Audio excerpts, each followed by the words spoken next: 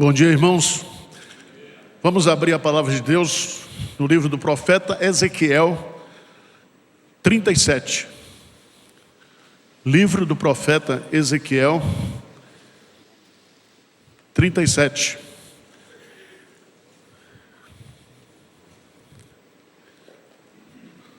Vamos ler a primeira parte do texto, versos de 1 a 14. Veio sobre mim a mão do Senhor.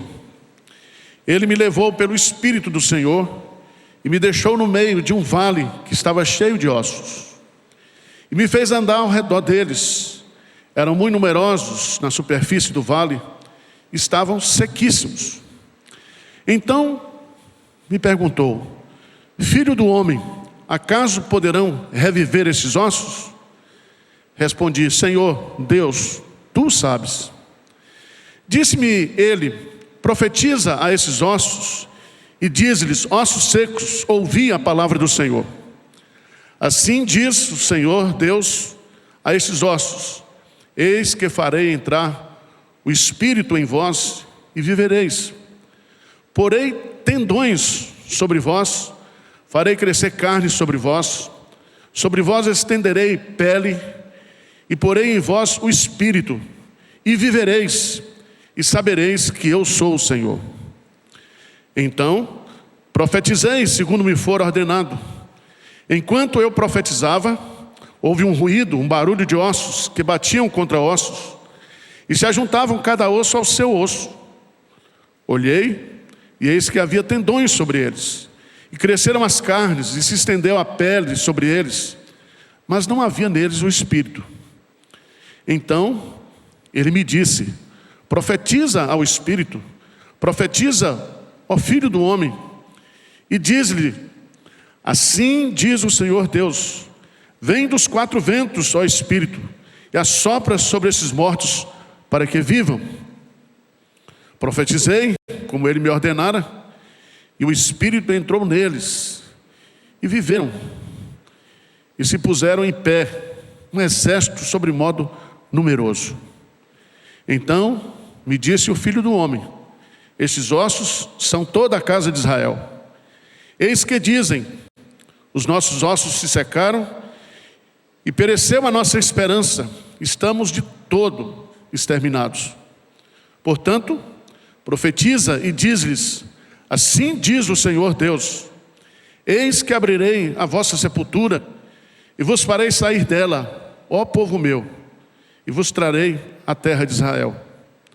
Sabereis que eu sou o Senhor, quando eu abrir a vossa sepultura, e vos fizer sair dela, ó povo meu.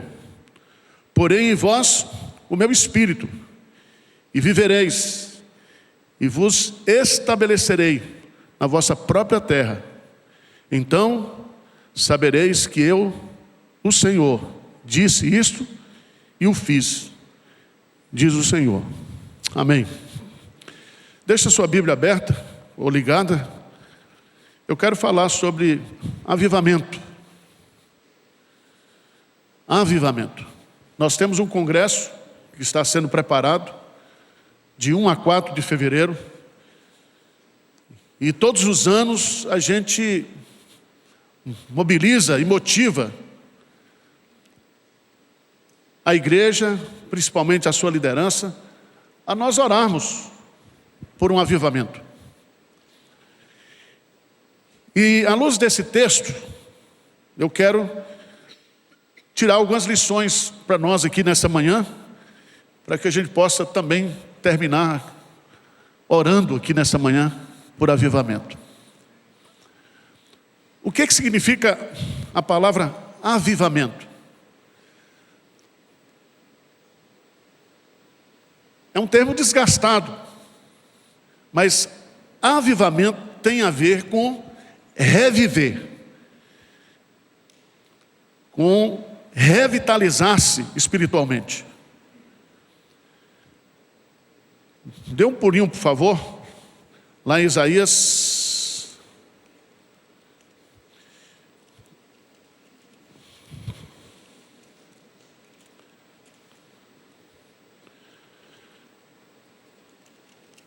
Isaías 64.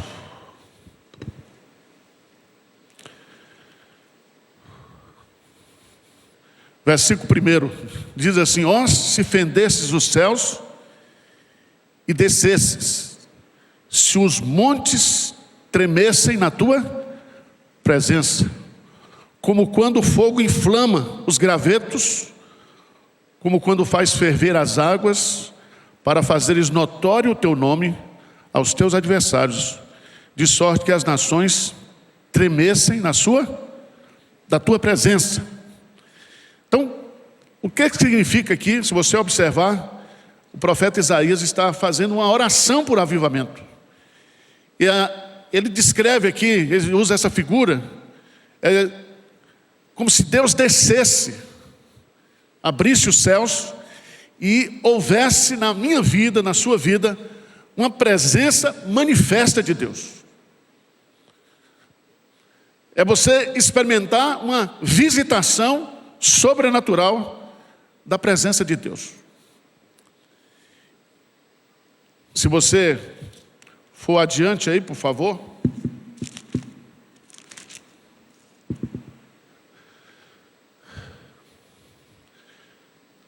Por favor, 66. Isaías 66. Diz assim: porque a minha mão fez todas essas coisas, e todas vieram a existir, diz o Senhor. Mas o homem para quem olharei é este, o aflito e abatido de espírito, e que treme o que da minha palavra.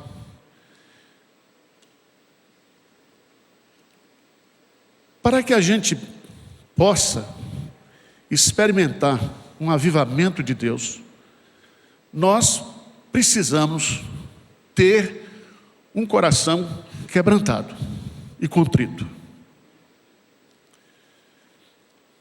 Isso é pré-requisito para um avivamento. Vamos, à luz do texto aqui, tirar algumas lições. Vamos ler os versos 1 e 2, a necessidade do avivamento. O que diz aí? Veio sobre mim a mão do Senhor, Ele me levou pelo Espírito do Senhor e me deixou no meio de um vale que estava cheio de ossos, e me fez andar ao redor deles. Eram muito numerosos na superfície do vale, e estavam o quê? Sequíssimos.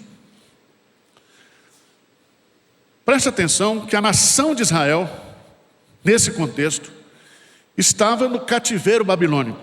Passaria lá 70 anos. E Deus está fazendo uma promessa aqui. Uma promessa de avivamento, de revitalização espiritual. Se você observar, não foi por falta de aviso. Os profetas Isaías, Amós, Oséias, Miqueias e Jeremias, todos chamaram o povo para um quebrantamento. Deus não queria mandar o povo ao cativeiro, mas simplesmente eles não ouviram a voz de Deus e se rebelaram contra a aliança do Senhor. E é aí que vem o cativeiro babilônico. Mas o que é que essa figura do vale de ossos secos nos ensina? Veja no versículo 2, diz que estavam sequíssimos. Sequíssimos. O que é que significa isso? Sem vida, sem vitalidade. Se você observar no versículo 2, diz também que os corpos estavam insepultos. O que é que significa isso? Eles estavam na superfície. Isso, quando um corpo na cultura judaica ele não é enterrado, significa desprezo, desonra. Terceiro, veja no versículo 11, por favor. Versículo 11. Veja qual era a visão que o povo tinha de si mesmo. Os nossos ossos se secaram e pereceu a nossa esperança. Estamos de todo o quê? Exterminados. Então, além de se encontrar naquela situação, o estado emocional, a autoimagem do povo era totalmente negativa. Totalmente. Vocês acham que a igreja hoje precisa de um avivamento ou não? Quando você ora para a igreja evangélica no Brasil,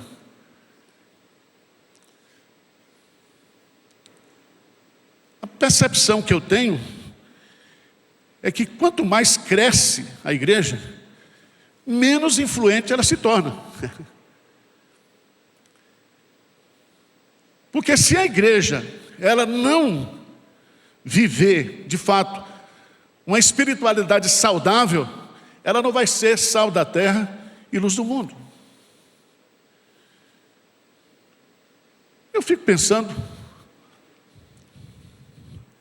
a igreja presbiteriana do Brasil está envelhecendo. Raras as exceções, as igrejas estão crescendo. Mais de 60% das igrejas presbiterianas locais têm cerca de 100 membros.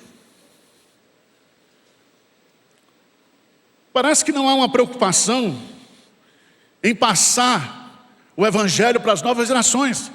A preocupação é só preservar os documentos históricos, a tradição. Mas não há, irmãos, uma agressividade, uma vitalidade. E eu estou sendo negativista ou o que vocês acham?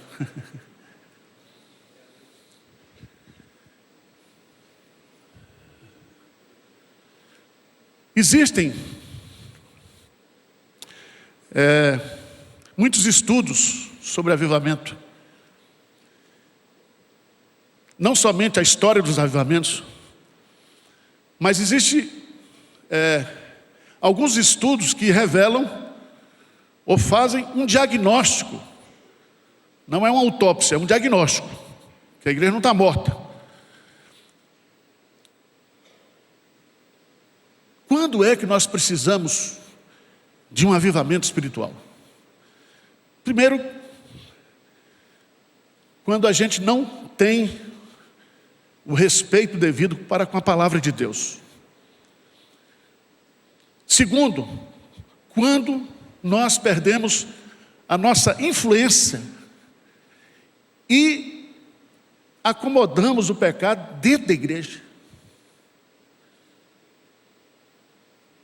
Por isso que Jesus Cristo diz para uma igreja lá em Apocalipse: você tem nome e pensa que está viva, mas você está o quê? Morta.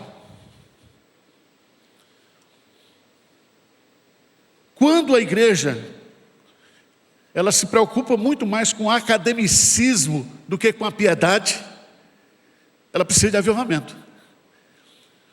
Se a gente observar o que aconteceu na história dos Estados Unidos, na Europa, como é que a igreja foi se mundanizando. E hoje, a gente percebe isso também nos Estados Unidos, com a forte influência aqui no Brasil. Os pastores preocupados muito com pós-graduação, com mestrado, com doutorado, com vida acadêmica, mas não estão preocupados com a piedade.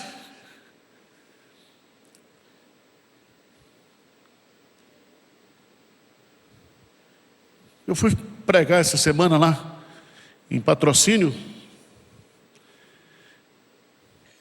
Tinha 104 missionários que vão para os campos missionários agora.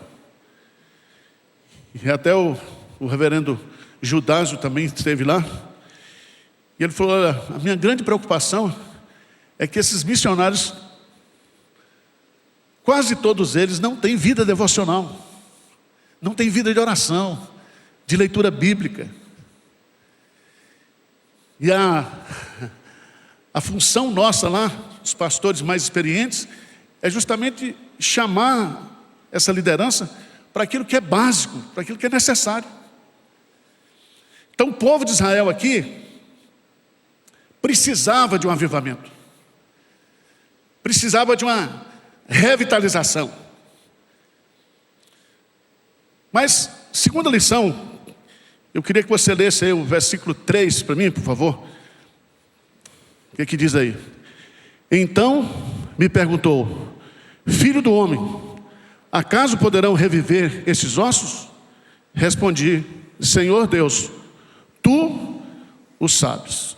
Se nós temos aqui a necessidade do avivamento, a segunda lição que nós temos aqui é: quem é que pode promover avivamento?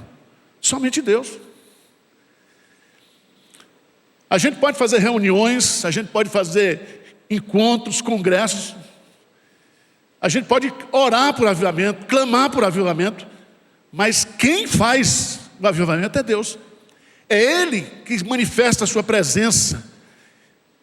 E é tão bonito isso aqui no texto. Dê uma olhadinha aí.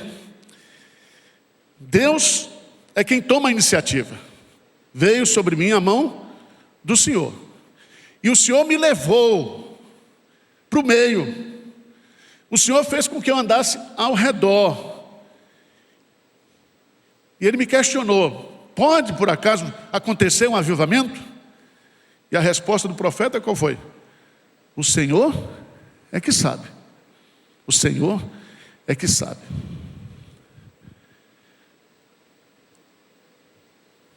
Veja no versículo 4.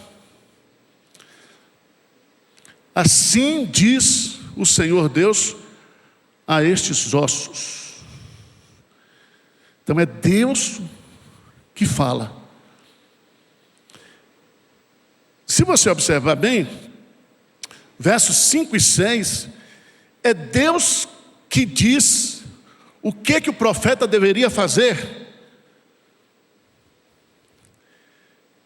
Então, se Deus quiser e se Deus quer, tudo pode acontecer. Então nós poderemos, na nossa geração, experimentar um avivamento espiritual, uma visitação poderosa de Deus na nossa vida. E temos, irmãos, que orar por esse avivamento, temos que clamar por esse avivamento, temos que pagar o preço. Todas as vezes que Deus resolve promover um avivamento, Ele põe o seu povo para orar. Mas nós precisamos ter essa fome, esse desejo. Nós temos que expressar para Deus essa necessidade. É olhar, é observar, é avaliar. Tudo pode acontecer, ué. Se Deus quiser, pode.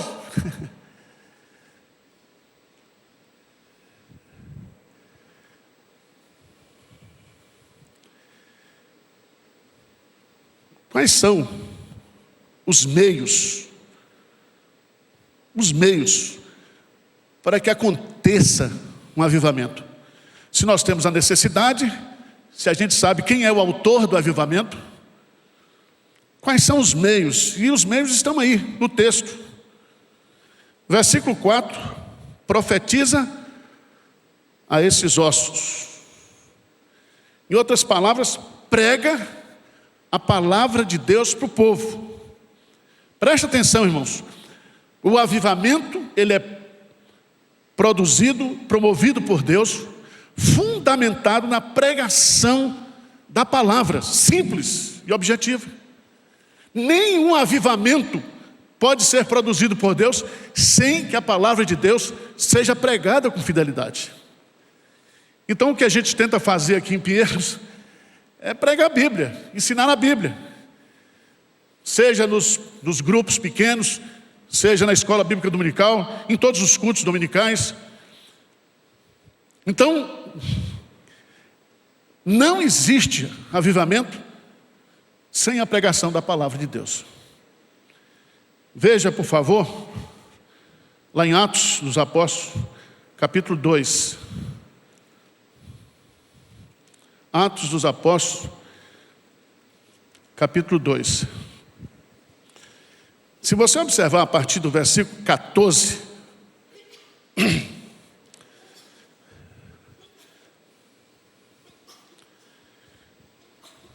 vem o Espírito Santo, Chegou o Pentecoste.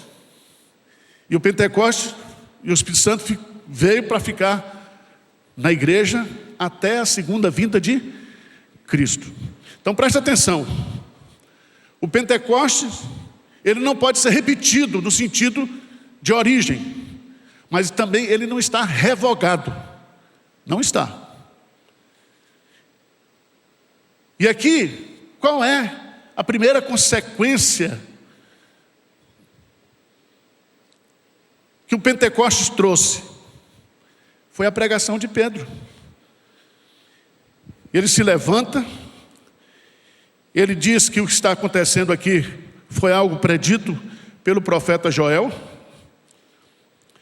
Depois, do versículo 22, ele vai falar sobre Jesus, o seu nascimento, o seu ministério, a sua morte, a sua ressurreição e a sua exaltação. Termina no versículo 36. Esteja absolutamente certa, pois toda a casa de Israel, de que esse Jesus que vós crucificaste, Deus o fez Senhor e Cristo. Então, o que acontece? O que acontece? Veja aí o que vai acontecer. Versículo 37. Ouvindo eles essas coisas, compungiu-se-lhe o coração e perguntaram a Pedro e aos demais apóstolos: que faremos, irmãos? Veja aqui os três verbos. Eles ouvem a palavra fere o coração, produz o quebrantamento, e a palavra mexe também com a vontade. É mente, coração e vontade. Ou seja, só a palavra produz isso, do poder do Espírito Santo. Então, se eu e você, nós queremos um avivamento, nós temos que estar pegados à palavra.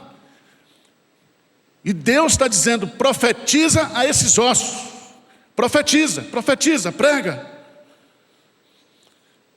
Mas o segundo meio que nós encontramos, pregação da palavra. Mas veja lá, no versículo 9, 37, 9. Lê comigo aí. Então, ele me disse: profetiza ao Espírito. Então veja, gente, o que é profetizar o Espírito? A discussão aqui é interessante. A melhor interpretação que a gente tem aqui é de nós orarmos, pedindo que Deus nos avive, que Deus nos revitalize, que Deus mude a situação.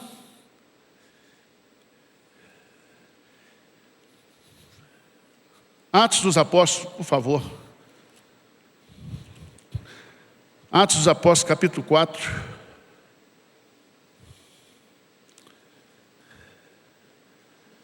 Vamos ler a partir do versículo 23. Diz assim: uma vez soltos, procuraram os irmãos e lhes contaram quantas coisas lhe haviam dito os principais sacerdotes e os anciãos. Ouvindo isto, unânimes, levantaram a voz a Deus e disseram: tu, soberano Senhor, que fizeste o céu, a terra, o mar e tudo que neles há, que disseste por intermédio do Espírito Santo por boca de Davi nosso pai, porque se enfureceram os gentios e os povos imaginando coisas vãs. Salmo 2. Levantaram-se os reis da terra e as autoridades ajuntaram-se a uma contra o Senhor e contra o seu ungido. Versículo 27.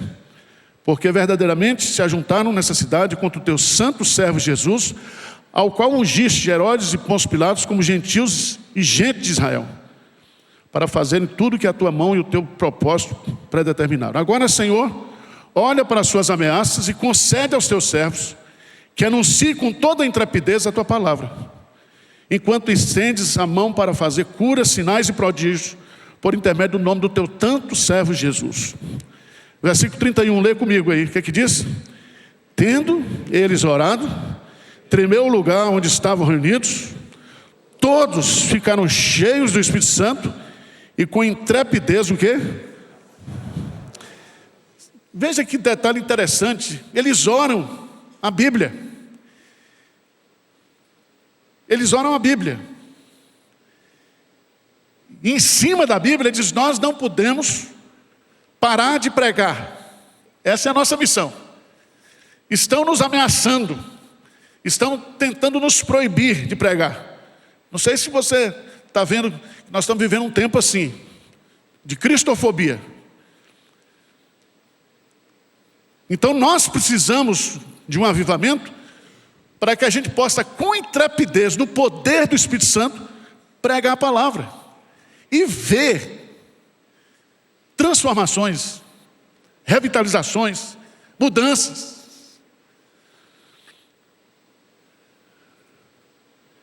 Esse texto, irmãos, é maravilhoso.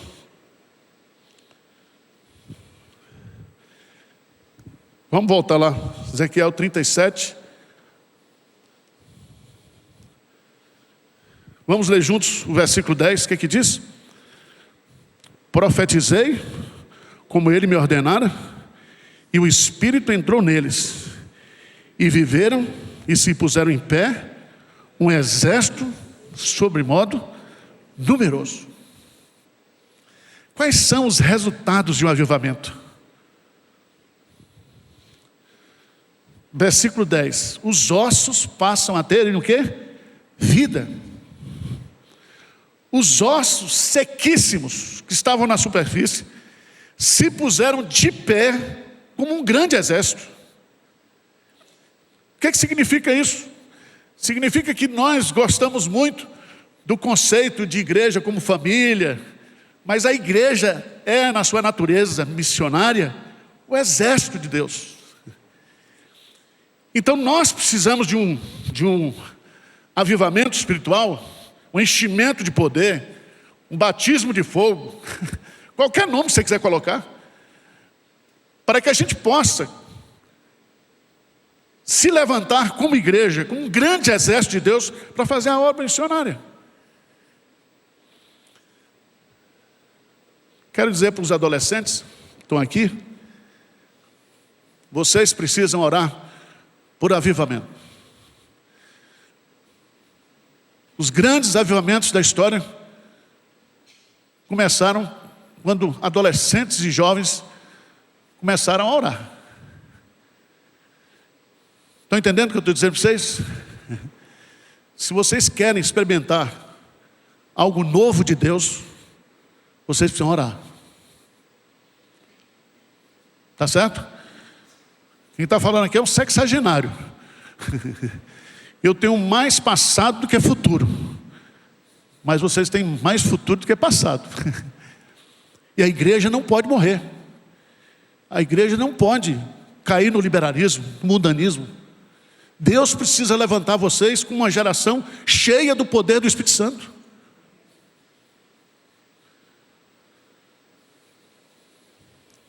Observe no texto. Aqui a gente podia viajar na maionese, né? Mas os versos 12 e 13, eu acho isso aqui de uma beleza. Sabereis que eu sou o Senhor, quando eu abrir a vossa sepultura e vos fizer sair dela, ó, povo meu. Que sepultura é isso aí, irmãos? Porque os ossos não estavam sepultados. É uma sepultura existencial. É sair de uma condição existencial de morte para a vida, de morto para vivo.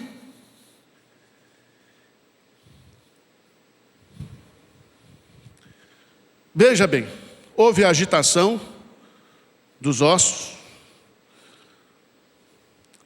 houve a mensagem dos ossos, tendões sobre os ossos, pele sobre os tecidos que cobrem os ossos, e depois veio o sopro de Deus. E aí, é nesse sopro de Deus que está o avivamento.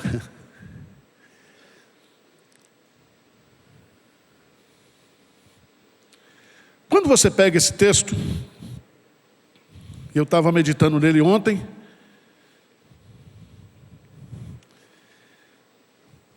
Veja, por exemplo, versículo 22, por favor, de Ezequiel 37. Farei deles uma só nação na terra, nos montes de Israel, e um só rei será rei de todos eles. Nunca mais serão duas nações, nunca mais para o futuro se dividirão em dois reinos. O que isso significa, irmãos? Que o avivamento produz unidade. Unidade. Vocês sabiam e sabem que a nação de Israel estava dividida. Tinha o reino norte e o reino sul. O reino norte já tinha sido dizimado pelos assírios. Agora o reino sul está no cativeiro babilônico. E essa profecia de Ezequiel 37 aponta para Cristo. Aponta para o reino de Cristo. Aponta para nós hoje. Isso é tão bonito. Porque no verso 24 diz que será uma só nação.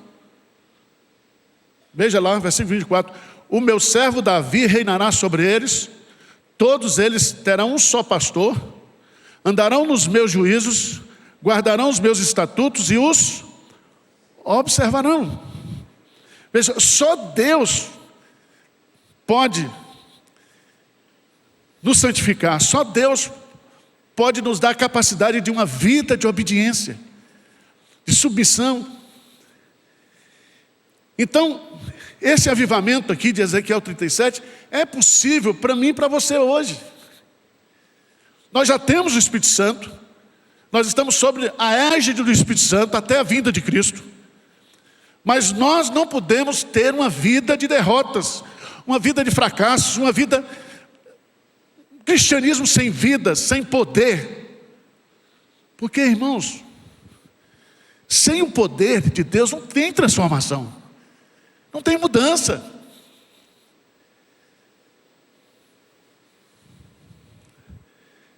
Deus está prometendo aí unir a nação sobre um rei. Promete santificação.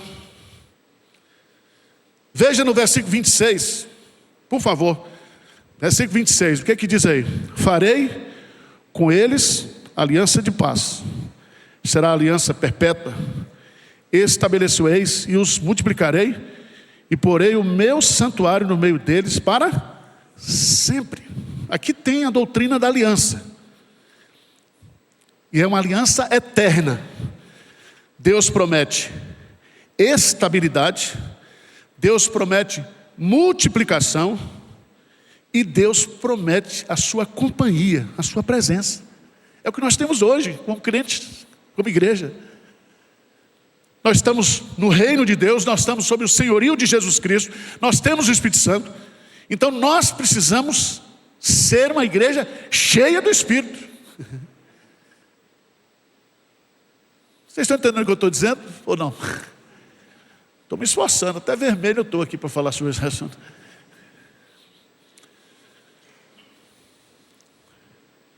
A Igreja Presbiteriana do Brasil, ela existe por causa do avivamento dos Estados Unidos. Quando Ashbel Green Simon chegou aqui em agosto de 1859, ele veio como resultado de um avivamento. E ele veio e plantou a igreja presbiteriana numa pandemia de febre amarela. Ele morreu aos 34 anos. Morreu ele, morreu a esposa dele e morreu a filhinha dele.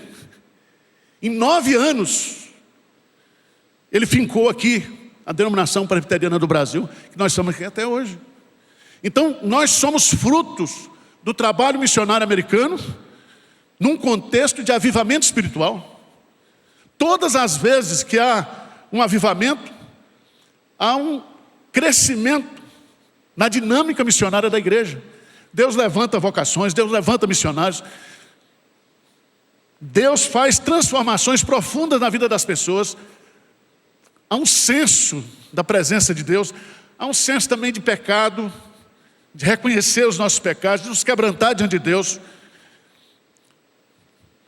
Então, está aqui tudo prometido. Versos 27 e 28. Leia comigo aí, por favor. Versos 27 e 28. O que diz aí? O meu tabernáculo estará com eles. Eu serei o seu Deus e eles serão o meu povo. As nações saberão que eu sou o Senhor, que santifico a Israel, quando o meu santuário estiver para sempre no meio deles. Irmãos, sabe o que Deus está prometendo aqui para mim e para você? É comunhão íntima e eterna com Ele. Avivamento é isso. É a gente experimentar profundamente, saudavelmente, a presença de Deus e a comunhão com Deus.